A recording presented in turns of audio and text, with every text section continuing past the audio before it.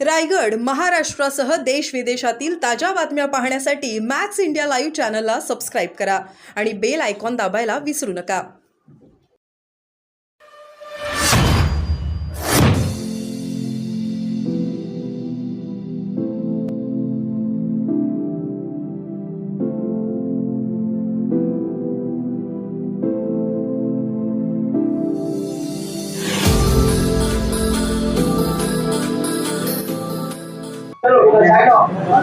आपण सर्वजण पाहत आहात की महाराष्ट्रामध्ये भारतीय जनता पार्टीच्या कार्यालयामध्ये गेले 2 दिवस अत्यंत विस्तृत अशा कोर कमिटीच्या बैठका चालू आहेत.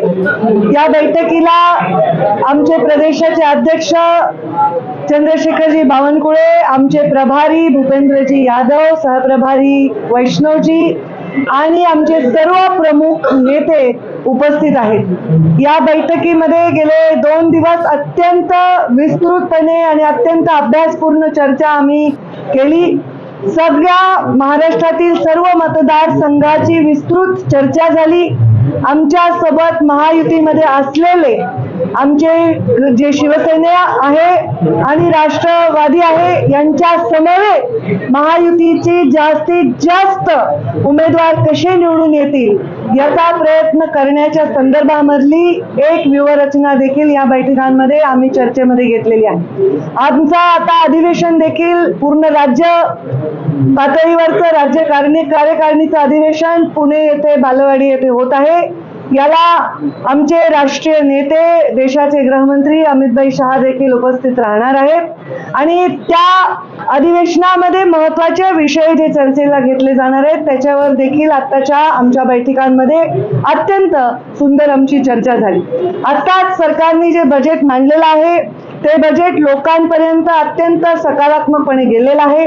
अत्यंत सुंदर योजना त्याच्यामध्ये लाडकी बहीण ही योजना आहे. त्याचबरोबर सौर पंपाच्या वीज बिल माफीच्या संदर्भामधली महत्त्वाची योजना आहे. अन्नपूर्णा योजना जी आहे ज्याच्यात 3 सिलेंडर महिलांना मोफत मिळणार आहेत. अशा अनेक योजना यांच्यावर चर्चा सुद्धा झाली. याच्यामध्ये आता अनेक विद्यार्थ्यांना विविध शिष्यवृत्तीचा लाभ वगैरे मिळालेला आहे. याही योजनांवर आमची चर्चा झाली आणि या योजना 97,000 बूथ पर्यंत पोहोचवण्यासाठी भारतीय जनता पार्टी आणि महायुतीचा प्रत्येक कार्यकर्ता चार्ज होऊन कामाला कसा लागेल त्याच्या संदर्भामध्ये सुद्धा आमचं प्लॅनिंग आणि आखणी या बैठकांमध्ये झाली. खूप छान बैठका या 2 दिवस पार पडल्या आणि आता आम्ही प्रतीक्षा करत आहोत ते 21 तारखेच्या आमच्या राज्याच्या कार्यकारिणीचं आणि त्या कार्यकारिणीमध्ये राज्यातील प्रत्येक बूथवरील कार्यकर्ते येणार आहेत आणि खूप तिथून आम्हाला खूप उत्साह घेऊन आम्ही तिथून जाणार आहोत. अशा प्रकारचा आमचा एक निश्चय झालेला आहे आणि आम्ही ऑलरेडी कोर कमिटीचे मेंबर सुद्धा त्याच्यामध्ये उत्साहामध्ये इथून बाहेर पडत आहोत.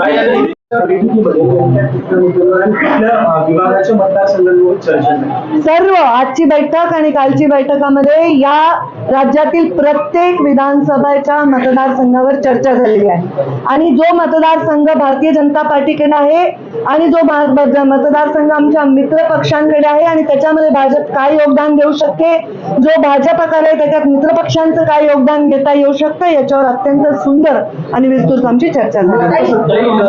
उल्लेख केला त्या 97,000 किंवा एकंदर संघटनात्मक पातळीवर काही महत्वाचे बदल किंवा संघटनात्मक पातळीमध्ये वेगळ्या योजना किंवा काही वेगळे बदल करण्यासाठी अपेक्षित आहे. असे काही बदल असतील तर ते आपल्याला प्रेसद्वारे कळवण्यात येतील.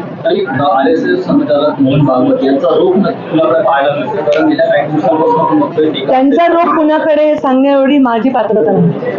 केंद्र सरकारच्या लोकसभेच्या महाराष्ट्र तुम्ही आणि आता विधानसभेसाठी काय स्ट्रॅटेजी आहे? भाजपा अत्यंत चांगल्या पद्धतीने निवडणुकीमध्ये उतरलेला आहे.